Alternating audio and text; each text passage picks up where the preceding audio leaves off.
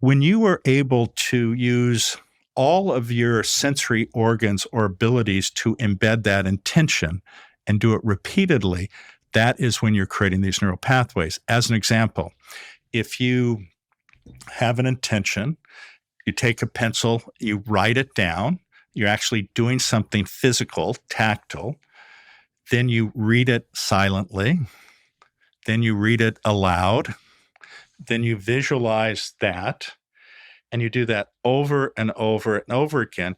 What that will do is then embed that into your subconscious. And then these different cognitive brain networks get activated. Now, can we unpack that just a minute? Sure. Because everyone that listens to this loves to make sure that they just got the instructions from you, Dr. Doty, because I'm like hanging on every word. And so there were a couple steps to that, because you had the physical pencil, you had the act of writing, you had this moment where, if you're watching on YouTube, you saw it, but if you're listening, let me describe it. He sat back in his chair, he put his hands kind of in prayer at his chest, closed his eyes, and he started talking about repeating the thought.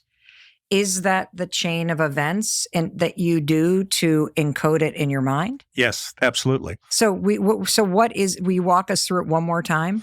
Yeah. So again, what you want to do is to use all of your sensory organs as much as possible to embed that intention. So by writing it down, by reading it aloud, by visualizing it, that creates the process where this gets embedded and into your subconscious.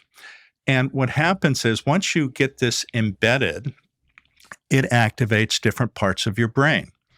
And without getting too technical, one is something called the default mode network. Is that the same thing as the reticular activating system? No.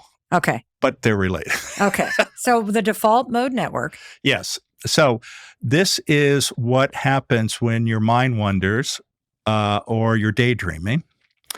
And it's self-referential because it's internally focused, but it's where you create the narrative of who you are or what you want. So if you have negative self-talk, if you ruminate, if you are like, I'm never good enough, nothing works out for me, things like that don't happen to a person like me, I can never get it right. That is the default mode network. Absolutely. And that gets really activated and results in rumination for some people. Can I ask you another question?